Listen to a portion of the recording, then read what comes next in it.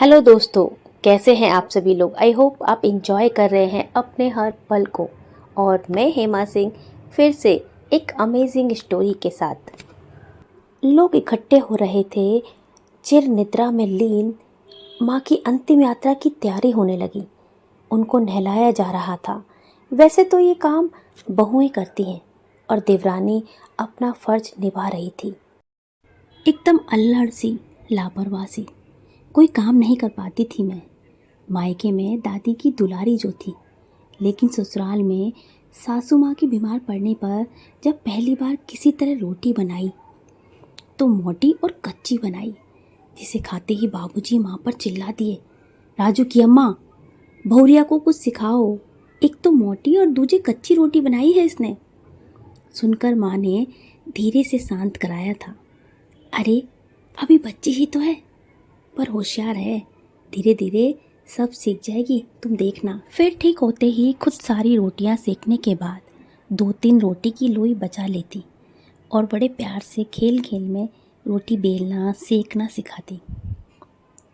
फिर कभी कभी सब्जियां काटना, सब्जी बनाना, दाल चावल में पानी का अंदाज़ा, नमक का अंदाज़ा बताना, सिलाई बुनाई कढ़ाई आदि सब कुछ खेल खेल में सिखाती रहती। अगर कभी कुछ ना हो पाता या ख़राब भी हो जाता तो भी सबसे तारीफ़ ही करती कि देखो हमारी बहुरिया सब काम कितना अच्छा से करती है, अब बुद्धू थोड़े ना है, देखना सब कर लेगी। सच में धीरे धीरे मैं कब घर के कामकाज में पारंगत हो गई पता ही नहीं चला। और ये सब मेरी सासू माँ ने बड़े ही प्यार से खेल खेल में सिखाया था। दीदी ये लो, माँ के माथे पर चंदन का टीका लगा दो। देवरानी ने चंदन भरी कटोरी देते हुए कहा तो मैं चौंक पड़ी। चुनरी की जगह सफ़ेद धोती, सूना माथा, सूने हाथ पैर। माँ का ये रूप देखकर मैं तड़प उठी। मेरे कान में उनकी कही बातें गूंजने लगी। लाल लाल चुनरी, हाथ में भर भर चूड़ियाँ, पैरों में बिछुए खूब चौड़ा महावर, माथे पर सिंदूर की बड़ी सी बिंदी और मांग में सिंदूर तुम्हारे बाबूजी भरते तो कितना अच्छा लगता। पर ये तो अब हो नहीं सकता। अब सबका सोचा हुआ सब कुछ पूरा भी तो नहीं होता ना। किस्मत वाले हैं वो लोग। कहते कहते उनके आंसू भर भरा कर बह निकले।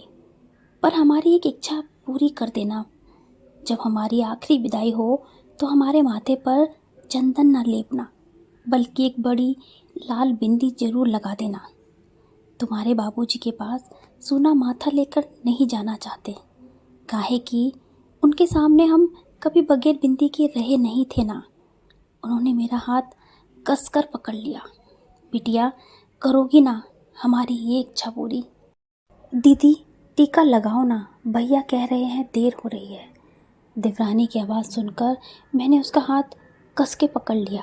नहीं नहीं सुनीता, अंदर से जाकर मेरी अलमारी से बड़ी लाल बिंदी का पत्ता ले आओ प्लीज़, मुझे माँ की अंतिम इच्छा पूरी करनी है। वहाँ मौजूद सब महिलाएं मेरा मुंह ताकने लगी। अब ये क्या अनर्थ कर रही है ये विधवा के लाल बिंदी?